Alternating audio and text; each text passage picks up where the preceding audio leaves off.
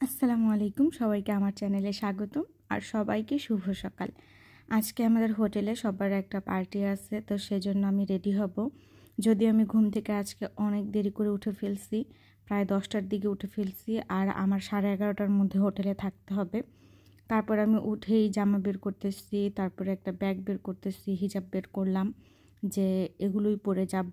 কিন্তু আসলে অ্যাক্সিডেন্টালি ওদের ইউল পার্টিতে আমার ড্রেসটাও লাল হয়ে গেছে। তা আমি কিন্তু আসলে ম্যাচিং করে পরি নেই, এটা আসলে হয়ে গেছে আর কি। তারপরে একটু আমি বাইরের অবস্থাটা দেখে নিলাম যে বাইরে কেমন ওয়েদার, বৃষ্টি পড়তেছে নাকি একটু মানে ড্যাম বা এরকম কিছু। তো জানালাটা খুলে দেখলাম যে বৃষ্টি হয়তো বা রাতে পড়ছে, তো রাস্তাঘাট এখনও একটু ভেজা আছে আর ওয়েদারটা একটু ড্যামি। আর এই যে এদিকে আমি রেডি হয়ে গেছি, এখন বের হয়ে যাব। এই যে এই সাদা হোটেলটা মাঝখানে, দুই বিল্ডিংয়ের মাঝখানে যেটা, সেটা হচ্ছে আমাদের হোটেল। আমি এখানে কাজ করি।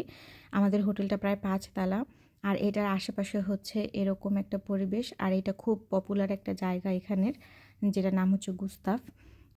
পরে আমি আমাদের চেঞ্জিং রুমে ঢুকে পড়লাম। চেঞ্জিং রুমে ঢুকে আমি আমার জ্যাকেটটা রাখলাম, আর এদিকে এসে পড়লাম উপরে এসে দেখি যে আমার অন্যান্য কলিগরা সবাই এসে পড়ছে। আর আমার ম্যানেজার, তারপর হচ্ছে অন্যান্য ডিপার্টমেন্টের যে ম্যানেজার, তারা সবাই আজকে আমাদেরকে সার্ভ করতেছে। আর এরা সবাই ছিল হচ্ছে আমার কলিগ, এখানে এরা সবাই কাজ করে। তারপর এখানে ওদের জনপ্রিয় একটা ইউলমুস, ইউলের অনুষ্ঠানে ওরা এই ইউলমুসটা খায়, যেটা কিছুটা কোকাকোলার মতো, কিন্তু আমি টেস্ট করি নাই, কারণ বেশিরভাগ রিভিউ আমি শুনছিলাম যে এটা টেস্ট নাকি অনেক পচা হয়। তারপরে যে সবাই সিরিয়াল ধরতেছে খাওয়ার জন্য। আমাদের খাবারটা বুফে স্টাইলে দিছিল, যার যতটুকু প্রয়োজন সে ততটুকু কেটে কেটে খাবে। আর এই খাবারগুলো ছিল হচ্ছে আপনার স্যান্ডউইচ কেকের মতো, কিন্তু আমার তো পছন্দ হয়নি, কারণ ওদের দেশের স্যান্ডউইচ আমার কখনোই ভাল লাগে না। র আপনারই থাকে, চিংড়ি মাছ থাকে, র স্যালমন ফিশ থাকে এরকম। তারপরে এই যে আমাকে কাজের ওখান থেকে একটা গিফট দিল, আমি গিফটটা নিয়ে চলে যাচ্ছিলাম একটু বাজার করতে, কারণ ঘরে আজকে কাঁচা বাজার ছিল না। তো বাজার টাজার করে এসে বাসায় আসা মাত্রই আবার আমার পাশের বাসার যে নেইবার, প্রতিবেশী, ও আর ওর বাচ্চা মিলে এগুলো বানিয়েছে বাসায় ক্রিসমাস উপলক্ষে। তো এগুলো আবার আমাদের দুজনের জন্য দিয়ে গেল। দুজনেটার ভিতরেই নাম লেখা ছিল এ আর জে। আর এই যে আমি দেখাই কাজের ওখান থেকে আমি কি গিফট পেয়েছি। এই যে এই সুন্দর ছুরি সেটটা আমি গিফট পাইছি, আমার এত পছন্দ হয়েছে, উফ। তারপরে এই যে বাসায় এসে রান্নাবান্না করলাম, তাড়াতাড়ি করে ভাত বসাই দিয়েছিলাম এক চুলায়, তারপর আরেকটাতে হচ্ছে আমি শাক ভাজি করছি, তারপরে হচ্ছে ফুলকপি, বেগুন, টমেটো, আলু দিয়ে মাছ দিয়ে আর কি রান্না করছি।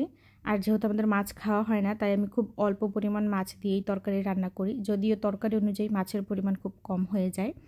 তো রান্নাবান্না শেষে আমি সব কিছু পরিষ্কার করে তারপরে হচ্ছে চলে যাচ্ছি আপনার স্কুলে যাওয়ার জন্য, রেডি হব এখন।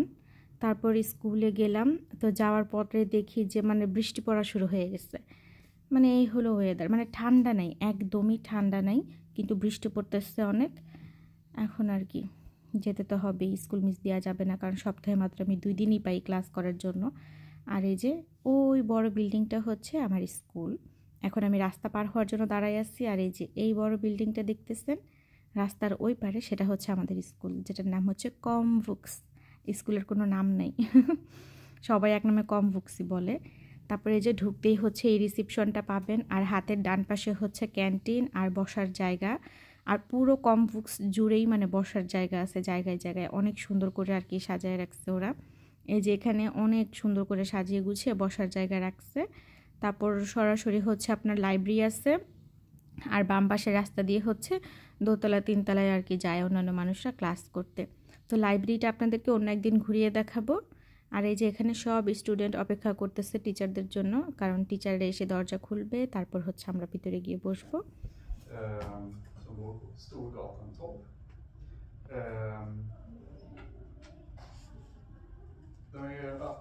Det är en pappa som heter Emil, han kommer från Sverige.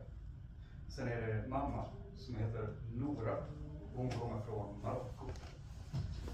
De träffades i Paris, fick barn i Paris. Så deras familj är svensk, marockansk, fransk kan man säga. Och nu är det তো class শেষ করে এখন যার যার বাসায় যাব। আজকের এই দিনটা এরকম ব্যস্ততার মধ্যেই কাটলো। তো একদিন ছুটি পেয়েছিলাম, কিন্তু আসলে ছুটিটাও কোনো কাজে লাগাতে পারিনি, বাইরের কাজে দৌড়াদৌড়ি করতে হয়েছে। আর এখন বাসায় এসে খেতে বসলাম সারাদিন পর। তো ভিডিওটা কেমন লাগলো কমেন্টে জানাবেন। দেখা হবে অন্য কোনো ভিডিওতে। আল্লাহ হাফেজ।